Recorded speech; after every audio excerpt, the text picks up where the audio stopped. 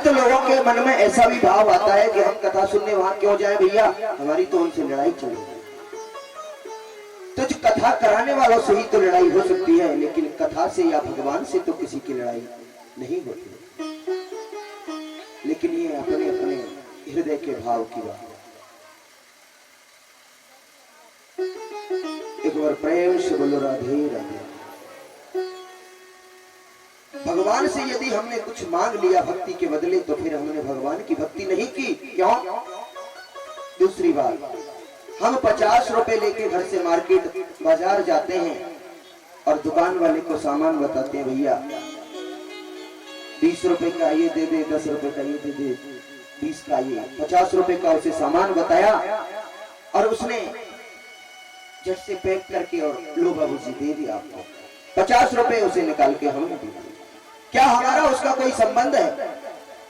क्या संबंध है हमारा उसका? कोई संबंध नहीं। उसने वस्तु दी, हमने उसे पैसे दे दिए, कोई रिश्ता नहीं।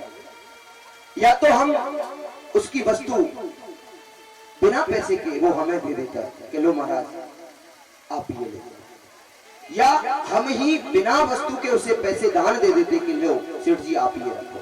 तब तो हमारा और उनका कोई संबंध, कोई प्रेम रहा। लेकिन हमने भी तुम्हें कुछ दिया, उसके बदले तुमने भी हमको कुछ दे दिया, तो हमारा और आपका परस्पर कोई संबंध नहीं।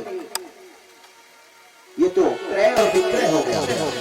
भगवान की भक्ति की, दर्शन करने गए, पुत्र की शादी हो, बेटे के बेटा हो और अच्छा कारखाना चले, 2-4 फैक्ट्री लग जाएं, बढ़िया 2-4 गाड़ी मोटर हो, और प्रसाद कितना चढ़ाया बिहारी जी को? 51 रुपए का, और संपदा कितनी मांग ली, अरबों करोड़ों की कोई गिनती नहीं मारा।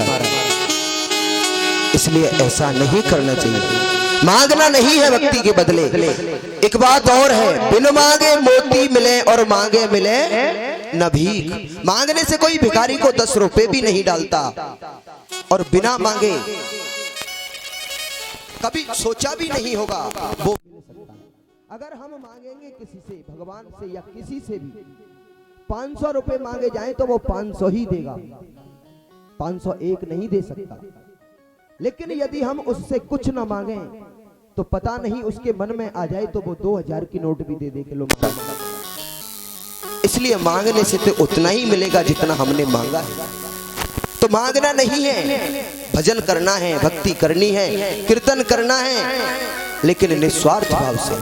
जब कहते हैं कि सब कुछ तेरा है तो फिर हमारा क्या है? और वाकई में है तो सब कुछ प्रभु का ही। कोई हमारी औकात नहीं उसके सामने। जब वो चाहता है तभी 1 सेकंड में सर्वस्व नष्ट कर देता है। इसलिए इस जीवन को प्रभु के समर्पित कर दो और निस्वार्थ भाव से भगवान का भजन, ये जीवन है तेरे हवाले मुरलिया वाले, उसके भरोसे छोड़ दो और बस उसका चिंतन करते रहो। बिना मांगे सब कुछ, सारी आवश्यकता आपकी पूर्ण होंगी, मैं ये विश्वास के साथ कहता हूँ। लेकिन हम तो भजन तो करते 5 मिनट मांगने के लिए आधे घंटे खड़े हो जाते हैं भगवान के सामने। तो ऐसा नहीं करना। एक बार प्रेम से बोलो राधे राधे।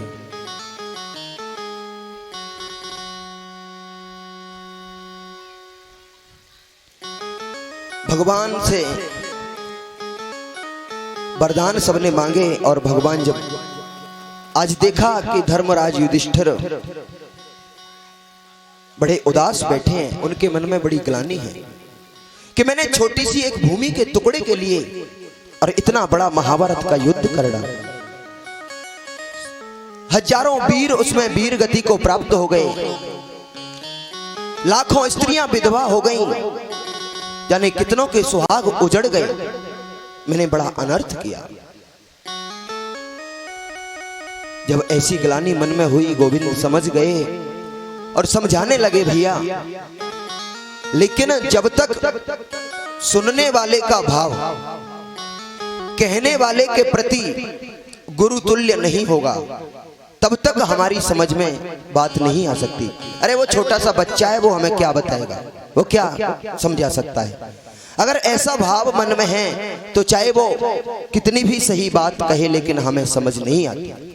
और यदि हम उसी बात को मान लें कि हाँ वाकई में विद्वान है, पढ़ा लिखा है, गुरु के समान है, तो हमारी समझ में बहुत जल्दी बात आ जाती। लेकिन आज युधिष्ठिर के समझ नहीं आया, तो गोविंद पितामह भीष्म के पास पांचों पांडवों को, द्रौपदी को, सबको लेके गए। और पितामह भीष्म की क्या परिस्थिति है, 54 दिन से बाणों की सैया पर लेटे हुए, रोम रोम में बाण लगे हुए हैं, बूंद बूंद करके शरीर से रक्त निकल रहा है।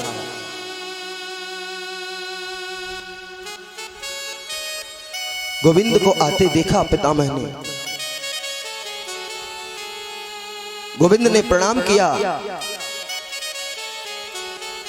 पांचों पांडवों ने पितामह को प्रणाम किया और कहा पितामह भीष्म से गोविंद ने कि पितामह आपके ये पौत्र पांडव राजा बन गए हैं, पृथ्वी के सम्राट हो गए, भारत के राजा बन गए, तो मैं चाहता हूं कि आप इनको कुछ उपदेश करें, बताएं राजकाज के बारे में।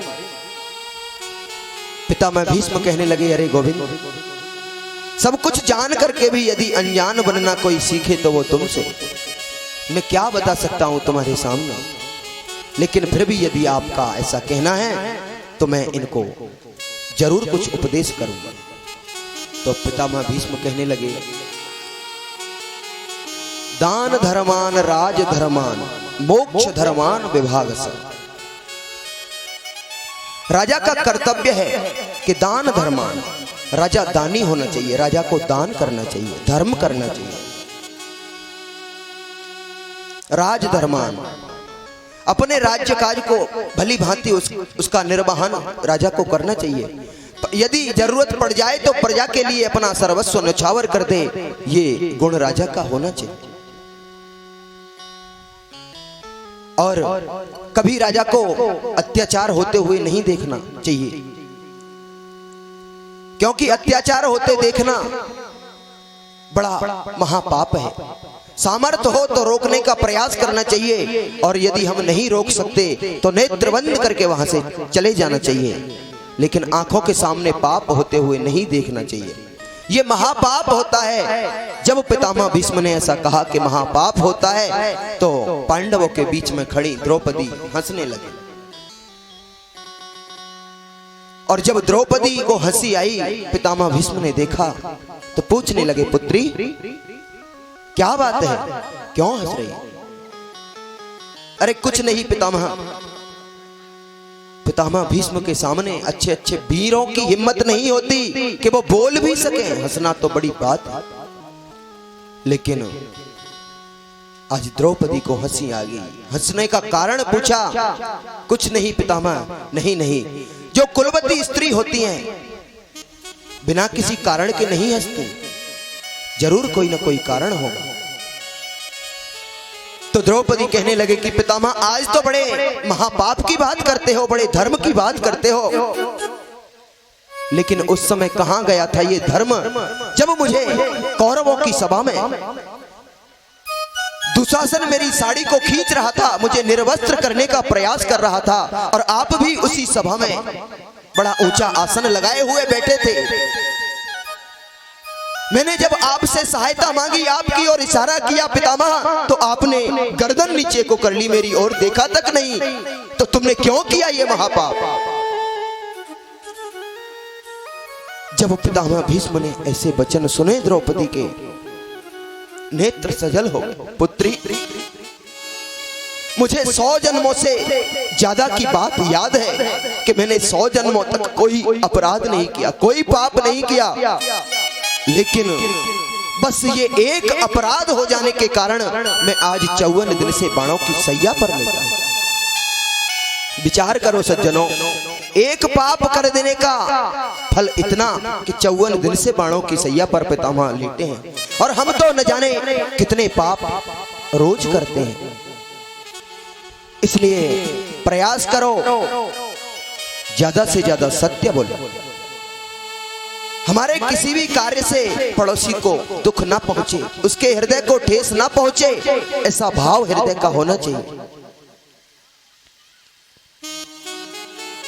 और पितामह भीष्म ने पांडवों को दिव्य उपदेश किया और इसके बाद गोविंद से कहा कि गोविंद, अब मैं जीना नहीं चाहता। पितामह भीष्म को इच्छा मृत्यु का वरदान था कि वो जब चाहेंगे तभी मर सकते हैं, बाकी दुनिया में उन्हें कोई मारने वाला नहीं। लेकिन कहा कि गोविंद, अब मैं जीना नहीं चाहता, क्योंकि अब इससे अच्छा और समय नहीं हो सकता। मेरी एक पुत्री है प्रभु, उसे मैं आपको समर्पित करना चाहता हूं। पांडव हंसने लगे। बाबा तो ब्रह्मचारी 3 जन्म से थे, शादी हुई नहीं, फिर पुत्री कैसी?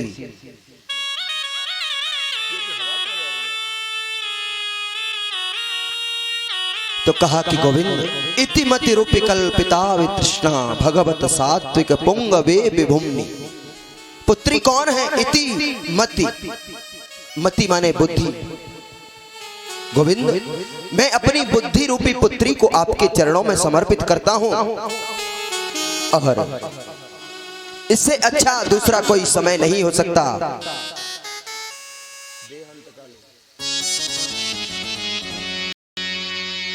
तो कितना सुंदर समय है, भगवान सामने सन्मुख खड़े हैं पितामह भीष्म के। देहांत काले तुम सामने हो, मन को लुभाते बंसी बजाते, यही गीत गाते मैं तननाथ त्यागूं। हे गोविंद, मेरी श्याम,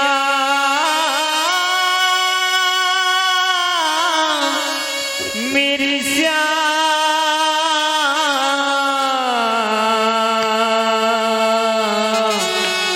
मेरी श्याम,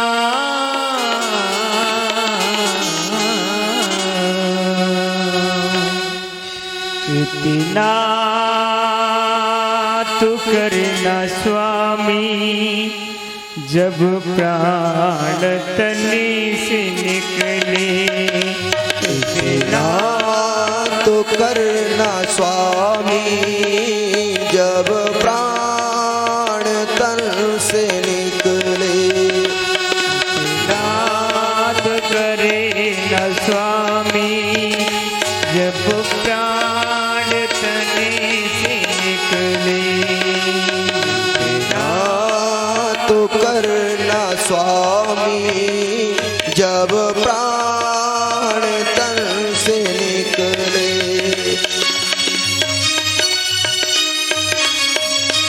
हरि बोल। गोविंद नाम लेकर, गोविंद नाम लेकर, जब प्राण तनी से निकले, जब प्राण तनी से निकले। गोविंद नाम लेकर, जब प्राण तन से निकले।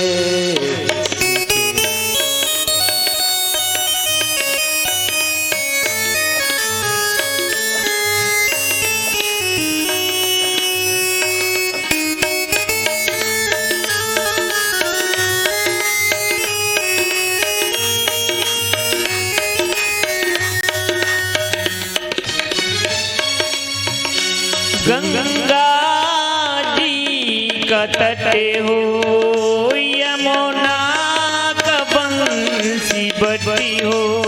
श्री गंगा जी का तट हो, यमुना का बंसी बट हो।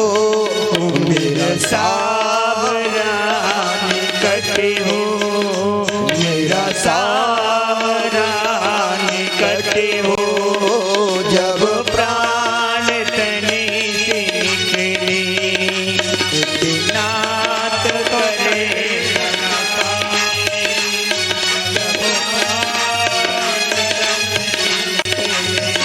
मेरे श्याम,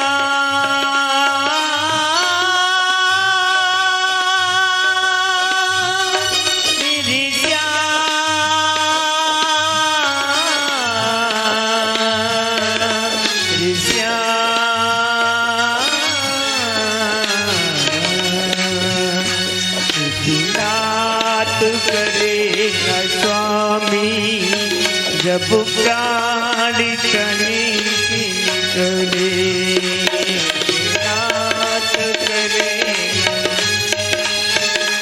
जब प्राण तनी से निकले पीतांबरी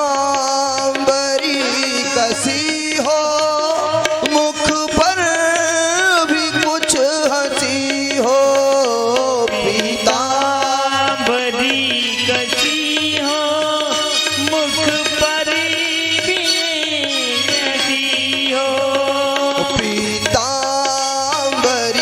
कसी हो मुख पर भी कुछ हंसी हो पीतांबरी कसी हो मुख पर भी हंसी हो छवि मन में ये बसी हो छवि मन में ये बसी हो जब प्राण तन से निकले लात करे न स्वामी जब प्राण से निकले गोविंद नाम ले करे गोविंद नाम ले करे जब प्राण तनी से निकले नाथ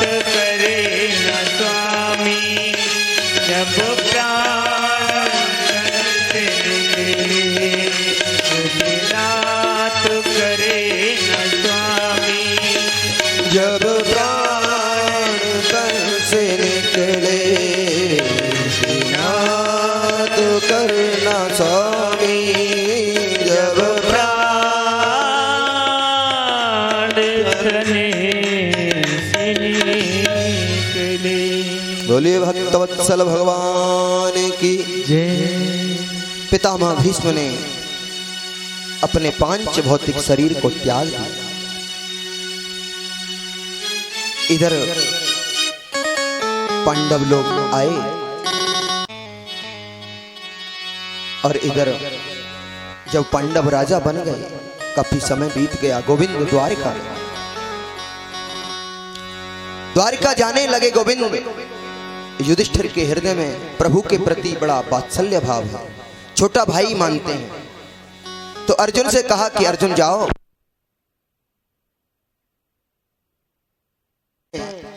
घर ही बहुत होता है बातें करने के लिए, यहाँ 2-3 घंटे के लिए आप लोग आते हो। भक्ति होती है, अभी बताएंगे वो भी आगे, लेकिन ये भी भक्ति है। एक सुनना, श्रवणम कीर्तनम विष्णु स्मरणम पाद सेवनम अर्चनम वंदनम दास्य सख्य आत्मनिवेदनम। भगवान की कथा को सुनना, भगवान के गुणों को सुनना, ये भी एक भक्ति है। भगवान का कीर्तन करना भी भक्ति है, उसका स्मरण ध्यान करना भी बहुत बड़ी भक्ति है। तो आप बड़े प्रेम से कथा का श्रवण किया करें। एक बार प्रेम से बोलो राधे।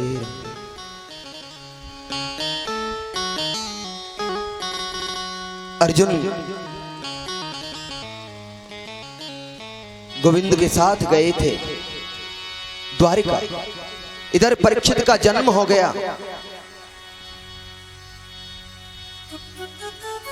कुछ समय के पश्चात अर्जुन जब लौट करके आए द्वारिका से, इतने ही समय में सारे यदुवंशी आपस में लड़ झगड़ कर मारे गए और सारे यदुवंश का विनाश हो गया। प्रभु भी अपनी लीला समाप्त करके इस धराधाम से और अपने स्वधाम को गमन कर गए। और जब अर्जुन ने देखा, सब अर्जुन की आंखों के सामने हुआ। भगवान ने अर्जुन से कहा कि अर्जुन, ये मेरी पत्नियां हैं, इनको श्रीधाम वृंदावन ले जाओ आप, किशोरी राधा रानी की शरण में। और अर्जुन ले जाने का प्रयास करने लगे, भगवान की पत्नियों को लेकर के चलने लगे, क्योंकि अर्जुन बड़े गांडीवधारी हैं। लेकिन भगवान ने भील का भेष बना करके, भील के रात बन करके और आए और अपनी ही पत्नियों को लूट लिया। अर्जुन ने प्रयास किया रोकने का, गांडीव धनुष चलाया, लेकिन वो किसी काम का नहीं रहा। तो मानो भगवान संकेत करना चाहते हैं कि अर्जुन, तेरा गांडीव भी तभी तक तेरे साथ है जब तक मैं तेरे साथ हूं।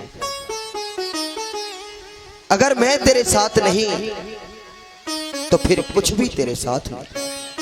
अर्जुन को बड़ी ग्लानि हुई, अर्जुन के चेहरे का तेज नष्ट हो गया और एकदम मुखमंडल बड़ा मलिन हो गया। आए हस्तिनापुर में, जब देखा युधिष्ठिर ने, बहुत दिन हो गए अर्जुन को जाए हुए, और जब आज लौट करके आए अर्जुन तो चेहरे का तेज नष्ट है, बड़े श्रीहीन नजर आ रहे हैं। युधिष्ठिर पूछने लगे, क्या बात है अर्जुन, द्वारिका में सब कैसे हैं, हमारे प्राण वल्लभ श्री कृष्ण कैसे हैं? अर्जुन कुछ नहीं बोले। युधिष्ठिर कहने लगे, बोलता क्यों नहीं अर्जुन, बताओ क्या बात है, सब कुशल तो है ना? अर्जुन कहने लगे, भैया क्या बताऊं, क्यों? ये अर्जुन तुम्हारे चेहरे का ये तेज, तुम्हारा मुखमंडल इस तरह उदास, व्यक्ति के चेहरे का तेज नष्ट होने के दो कारण हैं। या तो व्यक्ति किसी पराई स्त्री के साथ समागम करे, उससे व्यक्ति के चेहरे का तेज नष्ट हो जाता है, और या किसी गाय का वध हो जाए तो व्यक्ति के चेहरे का तेज नष्ट हो जाता है, या फिर तीसरी बात, जिसके बिना हमने एक पल भी रहना नहीं सीखा हो और वही वस्तु हमसे दूर हो जाए तो भी फिर हमारे अंदर कुछ नहीं रह जाता। तो आज वही परिस्थिति अर्जुन की है, और पूछने लगे कि क्या तुमसे कुछ ऐसा हुआ अर्जुन? तो अर्जुन कहने लगे कि भैया हमारे प्राण वल्लभ श्री कृष्ण आज हमें छोड़ करके चले गए, हमेशा के लिए छोड़ कर चले गए, जिनके बिना हमने एक पल भी जीना नहीं सीखा, एक क्षण भी रहना नहीं सीखा, आज वही हमारे प्राण वल्लभ हमें छोड़कर चले गए। जब माता कुंती ने सुना, धड़ाम से जमीन पर गिर गई, प्राणांत हो गए। पांडवों ने सोचा कि जब अब हमारे सर्वस्व श्री कृष्ण ही नहीं रहे तो हम ही रहकर क्या करेंगे। परीक्षित छोटे से हैं, लेकिन पांचों पांडवों ने और अपने पौत्र परीक्षित को राजगद्दी दी, राजा बना दिया, राज तिलक कर दिया उसका कि बेटे आज के बाद तुम भारत के सम्राट हो, तुम भारत के राजा हो। दादाजी मैं तो बहुत छोटा हूं, मुझे तो कुछ ज्ञान नहीं, मैं कैसे राजकाज चलाऊंगा। मंत्रीगण गुरुजन आपकी राजकाज चलाने में सहायता करेंगे, लेकिन अब हम तो नहीं रह सकते। और पांडव लोग भी परीक्षित को राज्य देकर के स्वर्गारोहण कर गए। लेकिन पांडवों ने जाने से पहले परीक्षित को बात बताई कि बेटा राजा का कुछ कर्तव्य होता है। सबसे पहली बात तो राजा का कर्तव्य है कि वो अपनी प्रजा का पालन करे, उसकी देख रेख करे, उसकी सुरक्षा करे, जो भी कष्ट आए उसे मिटाने का प्रयास करे। झूठ नहीं बोलना चाहिए राजा को, राजा न्यायकारी होता है, सत्यवादी होता है। और एक बात बड़ी विशेष कही कि बेटा शरण में आए हुए शत्रु को हमेशा क्षमा कर देना चाहिए, ये राजा का कर्तव्य है। चाहे कितना भी बड़ा उसने अपराध किया हो, लेकिन वो हाथ जोड़ करके अगर शरण में आ जाए तो फिर उसे नहीं मारना चाहिए। और ये सब बातें समझा करके पांडव स्वर्गारोहण कर गए, स्वर्ग को चले गए। अब तो परीक्षित राज करने लगे। कालांतर में परीक्षित का विवाह हुआ, इरावती के साथ परीक्षित की शादी हुई और इनके 4 पुत्र हुए, जिनमें सबसे बड़े पुत्र हैं जन्मेजय। एक दिन महाराज परीक्षित ने सोचा कि चलो कुछ भ्रमण करके आते हैं। कहीं भ्रमण करने के लिए जंगल में गए तो परीक्षित ने वहां एक बड़ा दृश्य देखा। किसी की बातें करने की आवाज आ रही है। परीक्षित ने पास जाने का प्रयास किया तो जाके देखा कि एक गाय और एक बैल, जिसके 3 पैर कट चुके हैं, केवल एक ही पैर सही है उसका, एक पैर से खड़ा हुआ है। और वो गाय उस बैल से पूछ रही है कि भैया किसने की तुम्हारी ये हाल, ऐसा दुष्व्यवहार तुम्हारे साथ किसने किया? तो वो बैल कहता है ये कोई बैल नहीं है, ये साक्षात धर्म है। और ये जो माता गाय का बेस बनाए हुए है ये पृथ्वी है, पृथ्वी रूपी गाय। तो माता पृथ्वी धर्म से पूछती है। तो कहने लगे कि मैं किसको इसका कारण बताऊं, किसको इसका दोष बताऊं? कि को न काऊ सुख दुख कर दाता, को न काहो सुख दुख कर दाता, को न काऊ सुख दुख कर दाता, को न काहो सुख दुख कर दाता,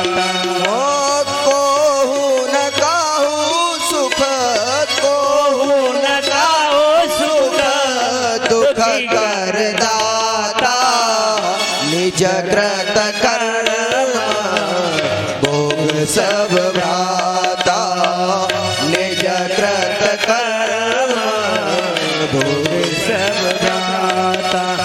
राम सिया राम जय जय राम, सिया राम राम सिया राम जय जय राम। तो मेरे इस दुख का कारण मैं किसे बताऊं? को न काऊ सुख दुख कर दाता, ना तो कोई किसी को दुख दे सकता है और ना ही कोई किसी को सुख दे सकता। निज कृत कर्म भोग सब भ्राता, जिसने जैसा कर्म किया है उसे वैसा फल मिलता है।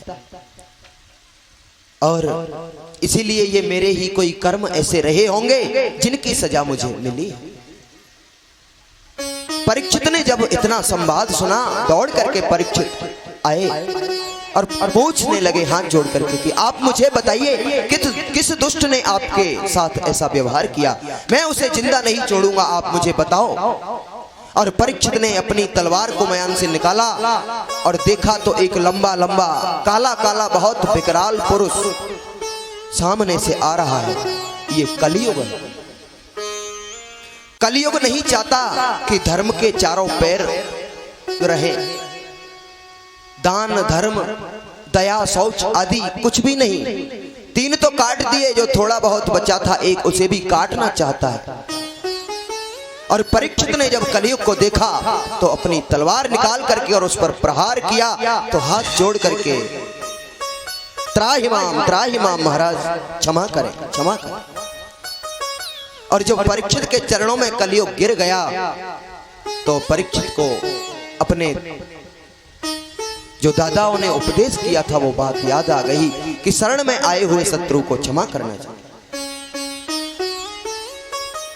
कहा जाओ चलो हम तुम्हें क्षमा करते हैं, लेकिन जहां तक हमारा राज्य है हमारे राज्य की सीमा से बाहर निकल जाओ। महाराज सारी पृथ्वी पर सारे भारत में तो आपका ही राज्य है, फिर मैं जाऊं तो जाऊं कहां? इसलिए मैं चाहता हूं कि आप मुझे कुछ थोड़ी सी जगह यहीं दे दें रहने के लिए, तो मैं यहीं अपना निवास कर लूंगा। तो राजा परीक्षित ने कहा कि चलो ठीक है, तुम्हें 4 स्थान देते हैं। द्यूतम पानम स्त्रिया सूना, द्यूतम जहां देखा होगा आपने लोग गोल गोल बनाए बैठे और वो पत्ते वत्ते पता नहीं क्या क्या खेला करते हैं दिन भर, खेलने से ही समय ना। द्यूतम जुआ, पानम सुबह से शाम तक जिन्हें पीने से ही होश नहीं, सुरापान मदिरा पान करना। स्त्रिया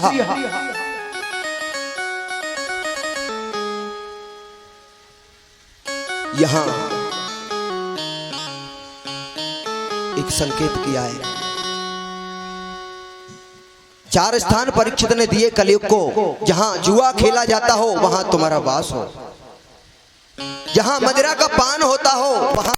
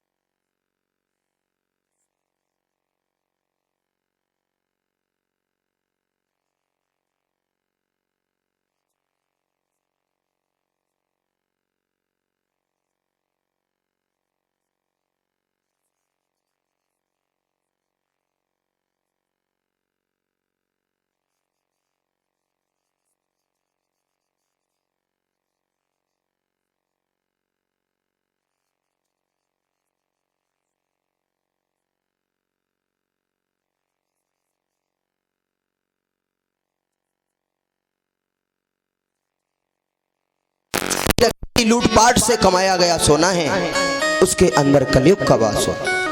और जो मेहनत लगन ईमानदारी से अर्जित किया गया सोना है, उसमें तो भगवान का ही वास होता है। एक बार प्रेम से बोलो राधे राधे। अभी आवाज नहीं आई पीछे वालों की, बिल्कुल एक बार जोर से बोलो राधे राधे।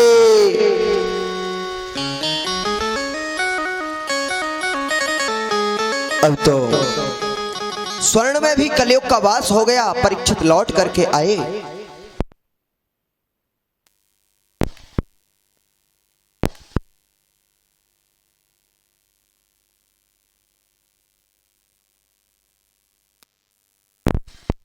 सिरा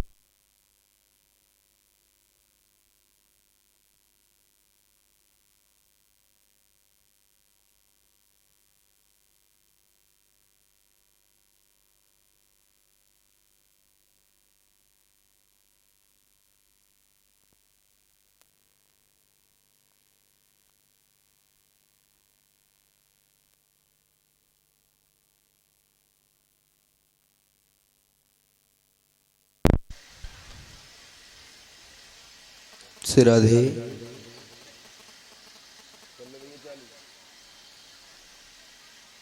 राधे राधे।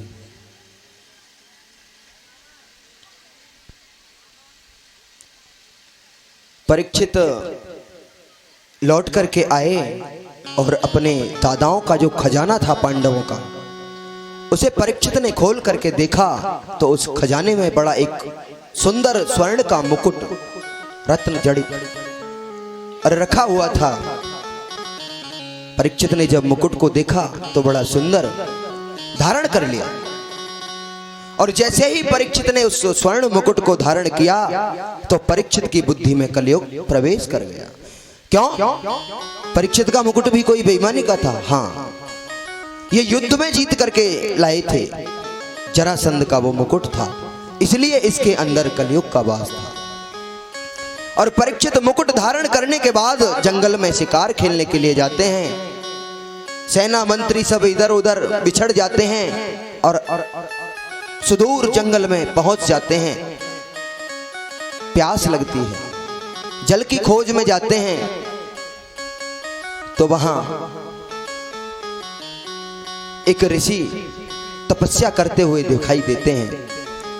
श्रृंगी ऋषि तपस्या में लीन थे। परीक्षित ने देखा तो याचना की कि हमें जल पिलाइए, जल की आवश्यकता है।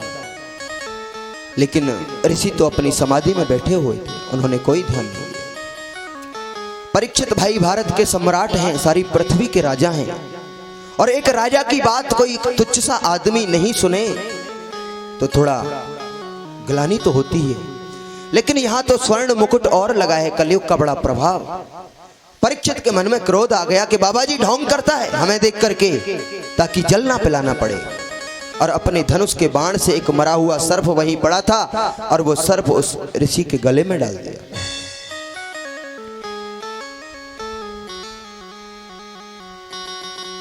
डाल करके चले गए।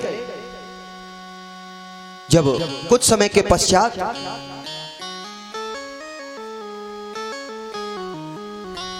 छोटे छोटे बालकों ने आकर के देखा, ऋषियों के पुत्रों ने, तो श्रृंगी ऋषि के पुत्र समीक मुनि से कहा कि देखो तुम्हारे पिता के गले में राजर्षि परीक्षित ने मरा हुआ सर्प डाल दिया।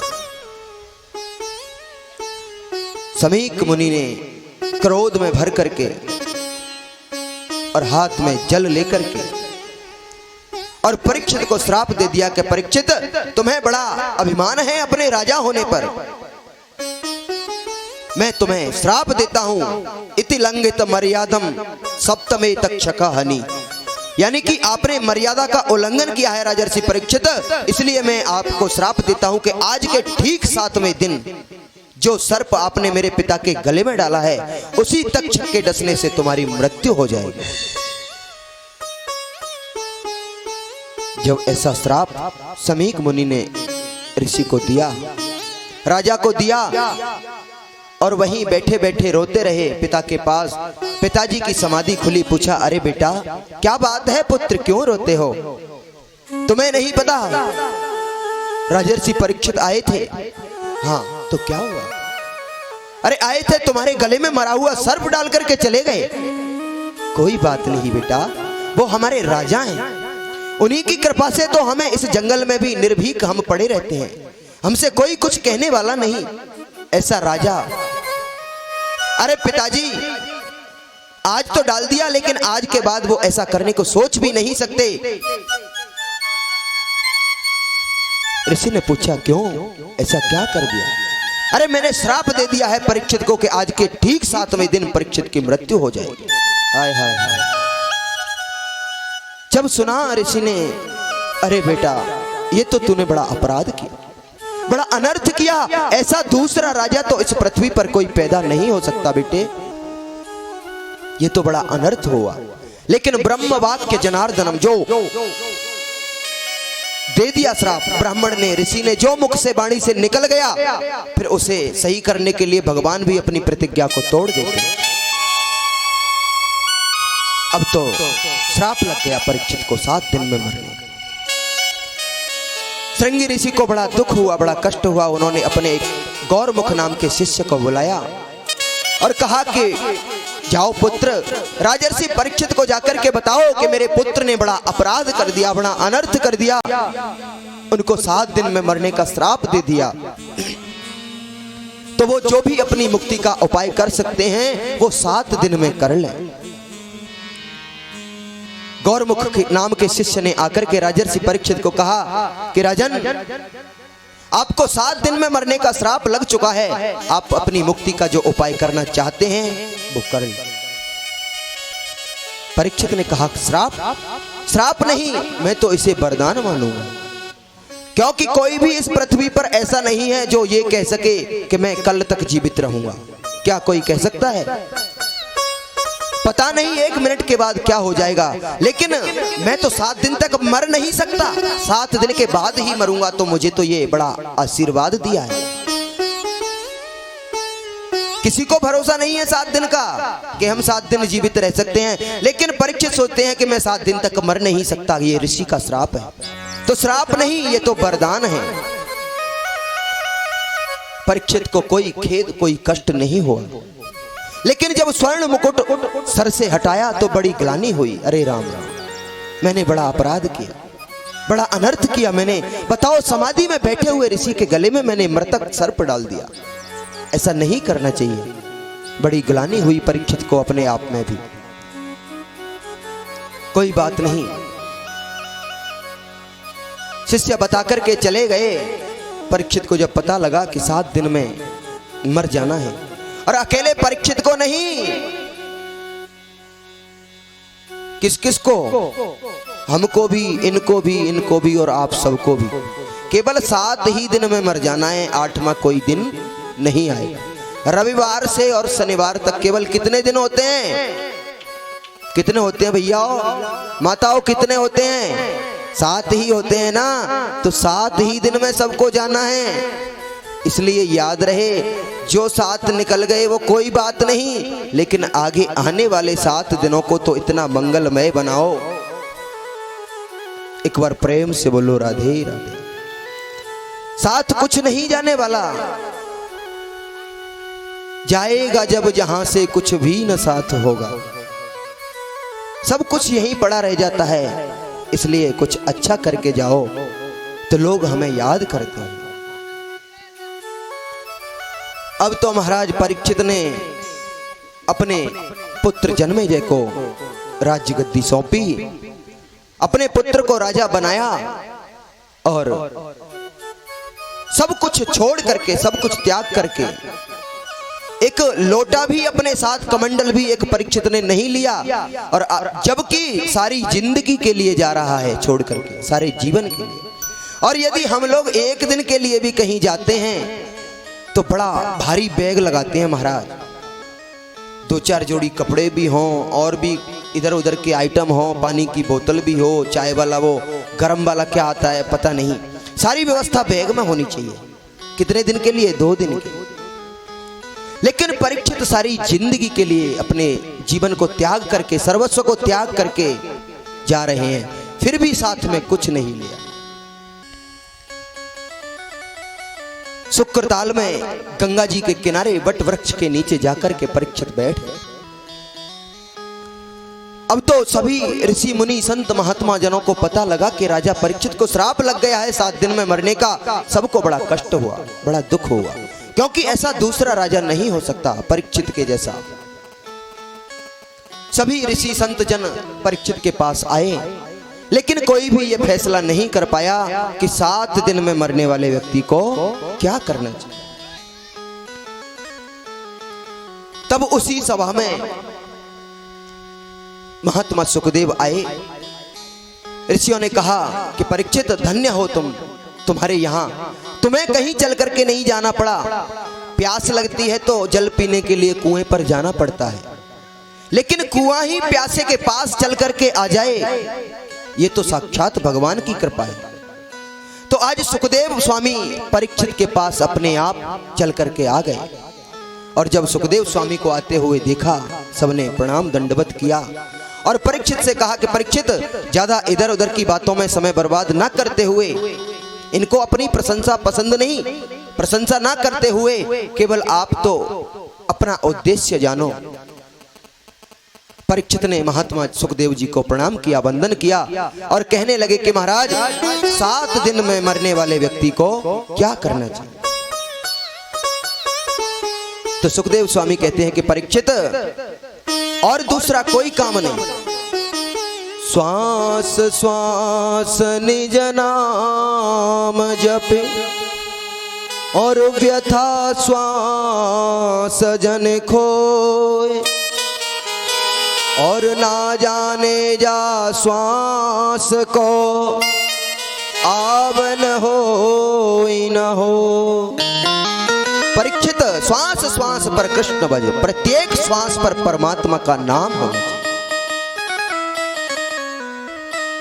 व्यथा श्वास जन खोए, व्यर्थ की श्वास मत बिताओ। क्यों? क्योंकि पता नहीं ना जाने या श्वास को आवन हो न हो।